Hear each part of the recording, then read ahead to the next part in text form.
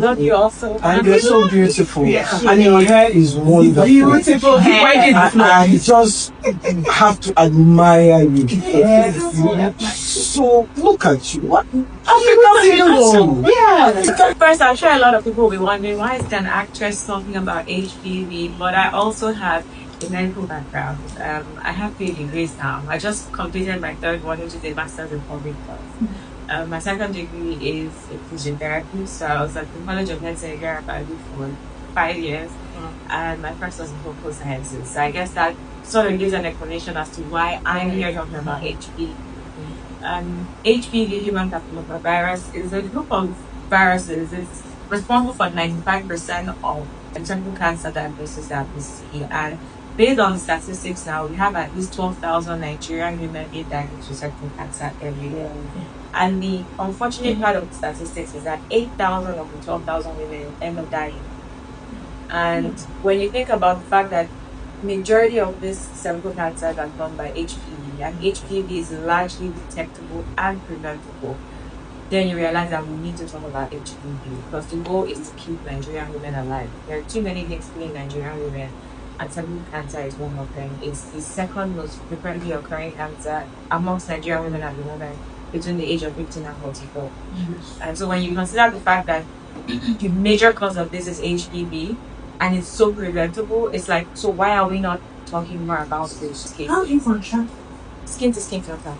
Oh. You don't even need to exchange body fluid, nothing. Skin to skin contact. So it's not just sex. It's not just. People think that it's only.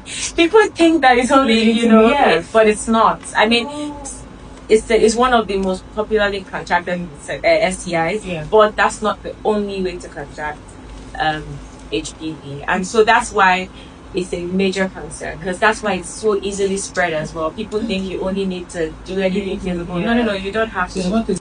The HPV vaccine is now on the official Nigerian vaccination roster. So the way you have polio vaccines, where there's vaccines you give the baby in the first year, first few months of life, it's tested and tried. Like, these vaccines are not new. They're not. HPV vaccine has been around for ages. It's not a 2025 vaccine. It's been around, and the statistics to show that it is effective and it is trusted. I've taken, and I publicly posted. I posted for awareness. Like, I'm getting my vaccine shot. Nobody focused on that. They were just like, how's the baby going and using spring? They're which? Like, what is this? And it was just funny. Yeah, so quick shot, intramuscular. Is it a one-in-a-lifetime vaccine or No, so something like yes, but some of it is multiple shots. So there's different kinds. There's Gardasil, which covers more strains. There's Severine. So it depends on which one you take. Now, I took Severine the first time, and that covered, it was 3 shots over a duration of about a year and a half. And you take the first shot after a few months, the second. But there's single shots as well. It depends on which. So it's like saying you're taking paracetamol. They're different. So that there's Amazon, there's different companies that produce, right? But it's the same vaccine. And some of it covers more strains of the virus. Like I said, HPV is a group of viruses. So whichever strain you contract will possibly lead to cervical cancer or a bunch of other types of cancer. So these vaccines are created to attack certain strains of the HPV. Like I said, the best ages to take it, I would say, between 9 and 14, or generally between 9 and 26. They give the vaccine to women all the way up to the age of 45, which is because there's women who you can still take it. So if a woman takes it and she doesn't know she already has it, so you do, before you take, the routine is to be screened before. So you will do a pap smear. Pap smears are usually done, I would say, from about the age of 18 to 20. It's not. So for the 9 year old, there's no pap smear as well? No. It's not scary. No, I do pap smear with you. It's not as scary as childbirth. Let me put it that way.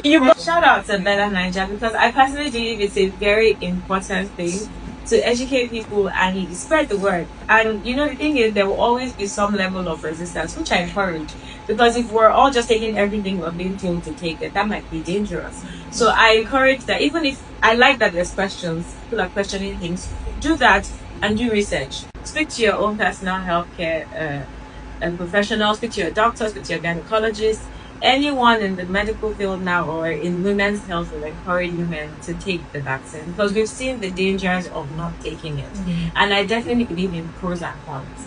I've seen women who have suffered different kinds of cancers that have been caused because it's not just cervical cancer, it causes so many others. There's the vaginal one, there's anal cancer, it causes a bunch of things, even genital warts. And when you see women who are already living with the consequences of these diseases, you realize that, you know what, experience might not be the best teacher in this case.